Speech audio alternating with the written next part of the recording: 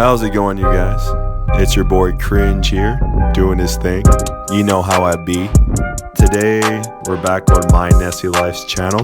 We're looking at one of our videos. I think I've seen this one. It's titled Sneak Out, is what it's titled as.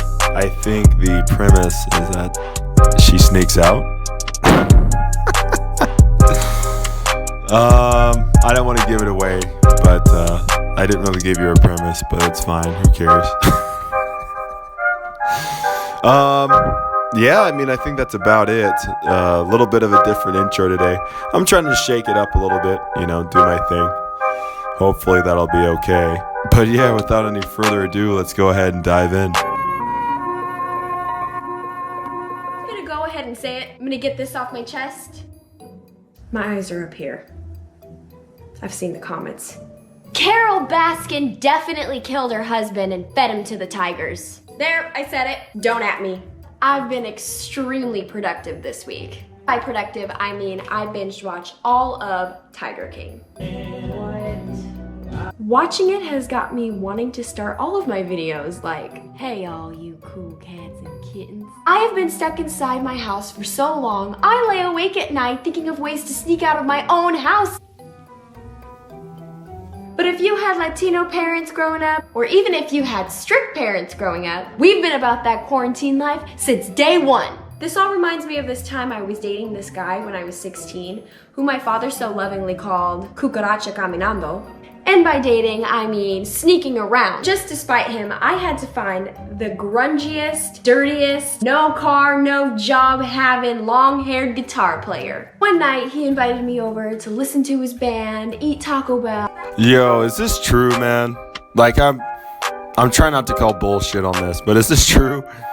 Do women or do girls growing up, like in their teen years, do they go, I mean, I guess it depends on the relationship with their parents, but do they, if their parents are super strict, as a girl, do you go out and try to find like a super bad boy type to like spite your parents that are authoritative or something like that? Like, does this really happen? Because that's what she just said she did, and I'm like, I don't know if I believe that. And hang out. What girl can turn down Taco Bell? It all sounded great, besides the fact that he lived 3 miles away, I didn't have a car, and I wasn't allowed to leave the house. So I decided that I was gonna sneak out. I waited for my parents to fall asleep. I tiptoed all the way to the furthest window away from my parents' bedroom, removed the screen, quietly climbed out the window. Because I'm smart, I left the window cracked enough just so I could get back in. The plan was that I'd get back at 4, 2 hours before my parents have to wake up. I gave myself 4 hours to walk to his house, hang out with my boo, eat my Taco Bell, walk back, sneak back into my bedroom, and go to sleep before my parents woke up at 6. So after my Yo, so I get that she was young and stuff like that. And when you're young, obviously you don't have the best planning, but sneaking out at midnight to walk 3 miles to some person's house to hang out and then chill and then walk back, and it's like 4 in the fucking morning. I don't know how old she was, but like, Jesus, that's like a whole situation, bro. Like, that's like, I don't understand that. How are you not worried about just anything? I've stuck out of my house before and stuff when I was younger, but I didn't walk no fucking 3 miles to somebody's house, bro. And again, like, when I was a kid, like, this was before Uber and shit, so you couldn't just be where you needed to be, no questions asked, like it is these days. Like, kids don't know how it used to be back in the day, bro. Fucking and so she's saying she went and walked 3 fucking miles, bro. Like, twice once there and then again coming back, and it's like, bro, I don't think there's anyone in my life that I like that much where I would walk 3 fucking miles, 6 miles total for the morning. By the time it's all said and done, you've walked 6 miles, which I know it doesn't seem like a lot to people who are like super in shape or whatever, but like, bro, if you just walked 6 miles to go to your boo's house, just It seems like it ruins the whole thing. Like going to hang out with whoever you're hanging out with is supposed to be a chill situation, but it's like, fuck, if you put, you're gonna have to walk 3 miles to get there and then 3 miles back. Dude, no, bro. Maybe I'm lazy, I don't fucking know, but I'm having trouble accepting this. Long walk, I finally made it just in time for his garage band practice. It was a romantic night filled with chalupas and taco supremes. My kisses taste like tacos. But all good things come to an end. Obviously, time flies when you're having a good time and when you still have a 3-mile walk back home at 4 a.m. Needless to say, on my walk back home, I was on cloud 9. Do you remember, I don't know if you guys had this, you definitely did. I'm an idiot. You remember in PE when you had to run the mile and you had to, and some people would not give a fuck at all and walk. Imagine that. You remember how horrible that situation was? And then imagine having to do that 3 separate fucking times. And then after that, you finally get to where you're at and you can chill and it's fun. And then after that's all done, you have to do that again 3 more times. You have to walk the mile again 3 more times to get back to your house, dude. That sounds like a nightmare to me. I don't know about you guys, bro. That completely ruins the appeal of hanging out with Sarah from fucking algebra class, bro. I'll see her tomorrow at school, bro. I'm not about to do that shit, dude. By the time you got there, I don't know about you guys, but I stayed with the Axe body spray in high school, bro. You mean to tell me after walking 3 miles, it takes, walking a mile for me, I remember it was roughly around 10 minutes. So multiply that by 3, it's 30 minutes, bro. You mean to tell me after walking 30 minutes, dude? You mean to tell me after walking 30 minutes, my Axe body spray is still gonna be smelling fresh? No, bro. It's gonna smell like outdoors and shit. It's gonna be awful. And then I'll be so fatigued from it, I wouldn't even enjoy the 2 hours. Or however long she said. And then I'd have to do that same thing on the way back, dude.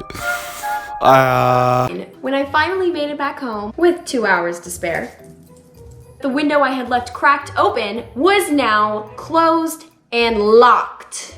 So at this point, I figured the cat was out of the bag. So I accepted my fate. I needed to find a way back into my parents' house so I could at least get a couple of hours of sleep before they grounded me for life. I made my way over to my sister's window and I never had a house key or anything like that. If I got home and the door was locked, it's you get that pang of fear, your heart skips a beat and you're fuck. I would typically call my older brother, who would typically be home, and he'd come let me in. Because you do so much to get there, under the guise of nightfall. You know what I mean? And it's success, you're back and everything. And you go to the door or whatever, and the back door, and it's fucking locked, and you're son of a bitch. Because sometimes they locked it, other times they didn't, and it's just oh, okay, well, fucking goddamn. But he got me, my older brother got me out of a jam in quite a few different situations, so shout out, bro. Tapping on that window to wake her up. She gets up, lets me in, and I'm making my way down the hallway, and there my dad was. I immediately froze. I already knew I was gonna be grounded for life. I mustered up enough courage to unleash the fury of a 16-year-old girl's scorn. Oh, I let him have it. Why would you lock me out? Where was I supposed to go? You just wanted me to ring the doorbell so I wake up everybody and look like a jackass. So the whole time I'm berating my dad, he says nothing. Once I was done yelling, he looks at me and says, "What are you talking about?" What? Did you just tell me you snuck out of the house? No. My dad got up in the middle of the night to get himself a glass of water, saw that the window was open, thought he left it open, closed it, and went back to bed. He had no idea I even left the house. So after my mom woke up and they were done scolding me, they decided to keep me up for the rest of the day forbid me from seeing the walking cockroach again, and grounded me for like a year. And that's where my self-quarantine training began. If you're out there and 16 years old wanting to sneak out, just don't pull a Vanessa. Honestly, if I hadn't sold myself out and had been grounded for so long, I wouldn't have been so awesome at this whole stay-home quarantine thing. So, thank you, Mom and Dad. That's a tough break, man. I don't know if I've had anything even almost similar to that in terms of like getting away with something and then like blowing your own cover, basically. I don't know if anything like that has ever happened, but that sucks. Oh my God. Also, another thing. So I started a Twitter. I'm not super sure how to get followers. So yo, follow a thug on Twitter, man. I need to get my Twitter game up, bro. Like, look at this shit. I have like 5 followers. This shit's awful. Instagram too. Like, come on, you guys.